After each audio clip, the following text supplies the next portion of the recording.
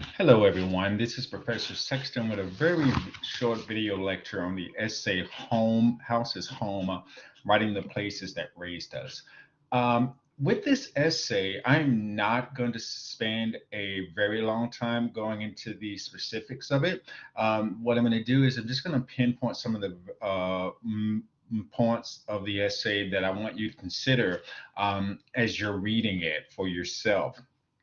So, in Beth Kephart essay, House as a Home, Writing the Places That Raised Us, most of what she does is she focuses on how authors write about their childhood and how they also go back and look at their houses and how the houses and the homes in which they grew up in plays an important part to their stories.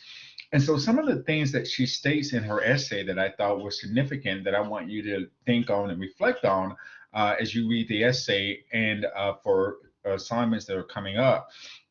And it's at the bottom of page one, the paragraph that at the very bottom of that page, she writes, we have been shaped by the houses and the lands of our past.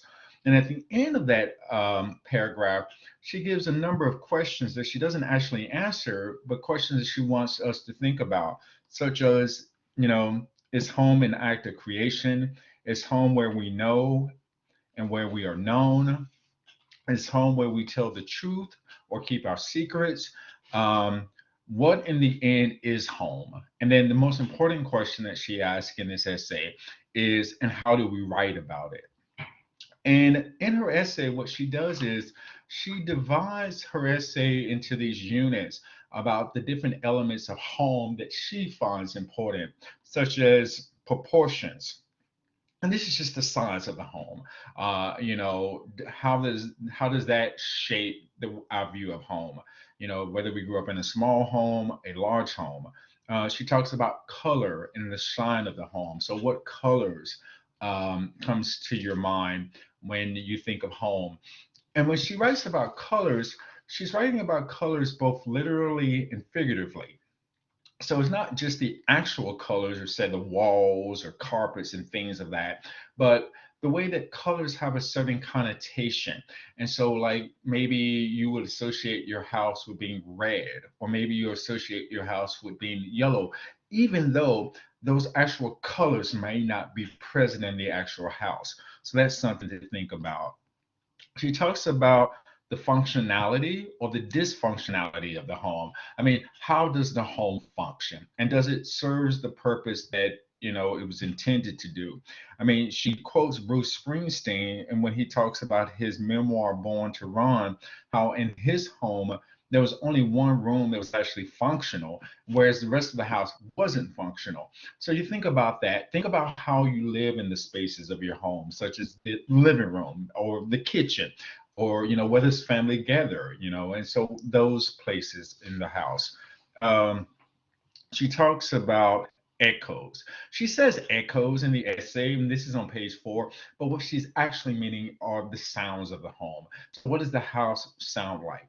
And once again, when we're talking about sounds, yes, we may be talking about the literal sounds of the home, but also you're talking about that figurative sound, so even though it may not be an actual sound in the home, but how do you feel? How does that house sound to you? So think about things of that nature. The last thing that she talks about is stage sets. I'm not going to really get into much of that, what she says in that part of the essay. I mean, just to be my honest opinion, I actually found that part the most uninteresting part of the entire essay. That's just my viewpoint. When you read the essay, you might actually find that one more useful.